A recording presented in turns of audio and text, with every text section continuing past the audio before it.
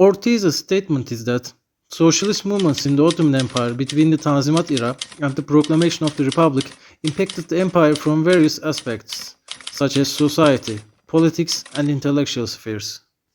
But in order to understand this better, we need to understand the backstory. Our story begins in 1839 with a proclamation called Hattı Şerif of Gülhane by the Ottoman Sultan Abdülmecid I. Hattı Şerif means literally Supreme Edict, while Gülhane is the name of the park in Istanbul where the proclamation was announced to public. This proclamation started a period in Ottoman Empire known as the Tanzimat era, which means reorganization era, and thus the proclamation is also known as the Tanzimat Fermanı, the imperial edict of reorganization. By the early 19th century, a view started gaining popularity. People thought that Ottoman Empire was staying backwards compared to Europe, and Europe is more modern. As a result, the elite or aristocratic class in the Ottoman Empire began westernizing themselves, their attitude, their way of speaking, clothing, and behaviors. This view was gaining more and more popularity until the pressure on the government became irresistible and the Sultan had to step back with this imperial edict of Hattı Şerif of Gülhane, which officially started nationwide modernization. Indeed, this modernization brought thought trends from Europe to the Ottoman Empire, and one of them being, of course, socialism. As a result, works and ideas regarding socialism started to be seen in several newspapers throughout the 19th century and culminated in the establishment of the Ottoman Socialist Party in 1910. The Ottoman Socialists maintained their presence during the reform period and until the proclamation of the Turkish Republic after the Turkish War of Independence, and they carried their ideas to the Republican era as well, forming socialist parties in Turkey. Therefore, it could be questioned if these socialist movements in the late Ottoman Empire affected multiple spheres and aspects of everyday life and the state. To limit the scope, this research solely focuses the period between the Hattı Şerif of Gülhane and the proclamation of the Republic.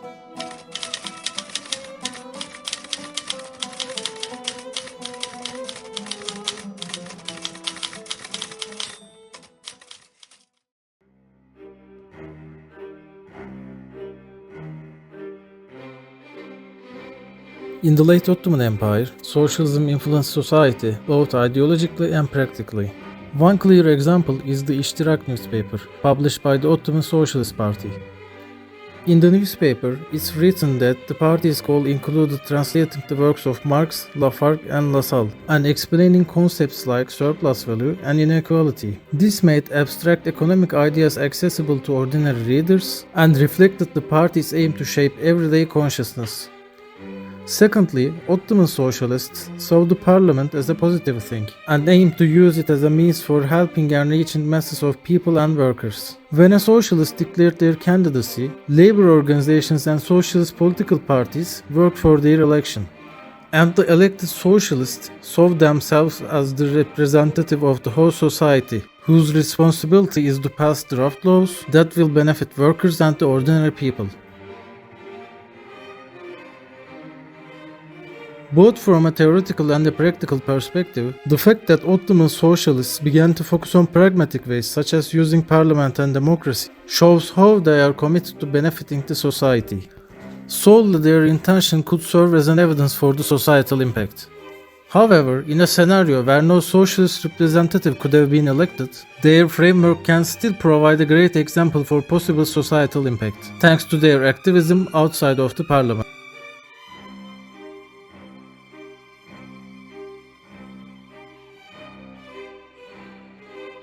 Socialist movements in the Ottoman Empire also proposed transformative political changes. In the 1912 Manifesto of the Socialists of Turkey and the Balkans, they argue that it is not by trying to revive projects half a century old, inherited from short-sighted bureaucracy, that the Turkish government will be able to solve the problem of nationalities. It is by granting a true equality, by granting complete autonomy to nations for their educational institutions, schools, churches, and by establishing local government in districts, cantons and communes, with proportional representation of the ethnic elements and of the parties with equality of languages.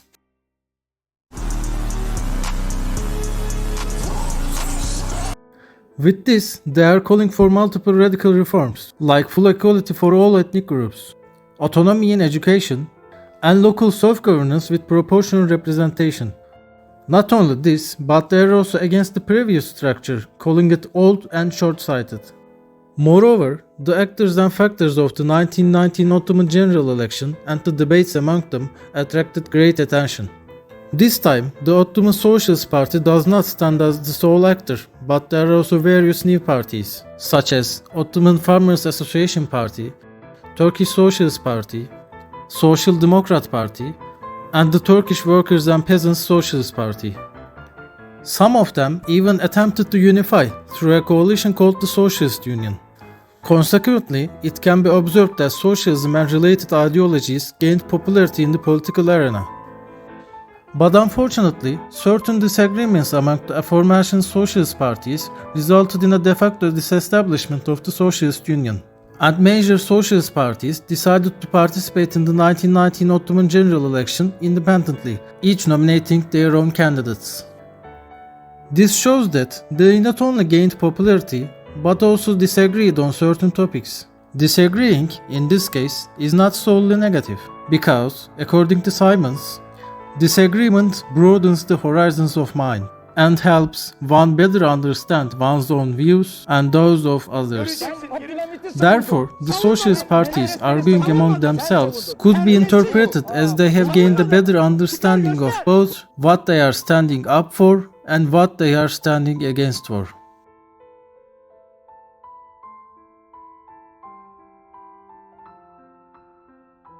The socialist movements of the late Ottoman Empire also reshaped the intellectual landscape.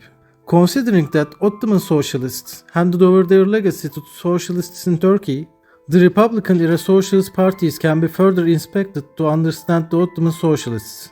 For example, in the party anthem of the first communist party established in Turkey ever, which is the Communist Party of Turkey, an important indicator in the intellectual sphere is demonstrated with these words.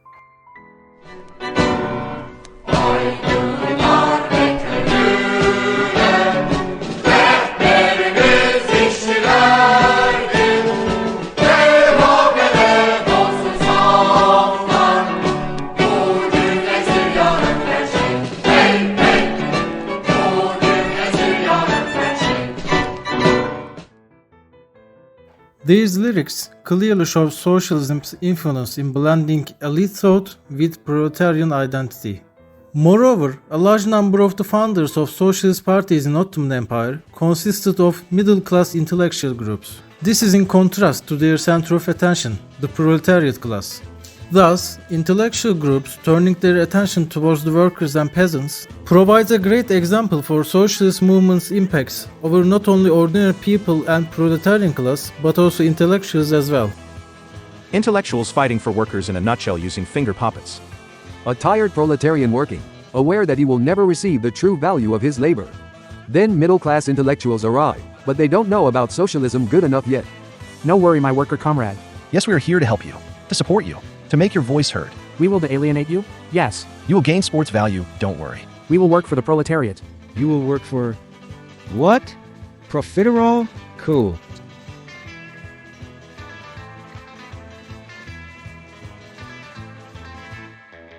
Socialist movements in the Ottoman Empire between the Tanzimat era and proclamation of the Republic impacted the empire profoundly from a societal aspect, by aiming to shape the society's views, using propaganda tools and developing frameworks within the current political system to reach crowds easier. From a political aspect, by declaring their goal to abolish the status quo and forming various socialist parties for different fractions. And lastly, from an intellectual aspect, by pursuing to achieve a worker intellectual collaboration and incorporating intellectual groups to the parties. Thus, socialist movements in the Ottoman Empire carried great significance for their impacts over society, political structures and intellectual spheres. This topic is important, since we can still see the traces of Ottoman socialists on modern-day Turkish socialists, which continue to shape Turkish politics. And discovering the effects of numerous socialist thinkers' ideas not on Europe, but on a rather eastern and less industrialized empire could widen our horizons. That famous but pointless cow metaphor. Capitalism. They take your cows and sell you milk. Socialism. They take one of your cows and give it to someone who doesn't have a cow. Communism. They take your cows and give you milk. Real life. You don't have any cows.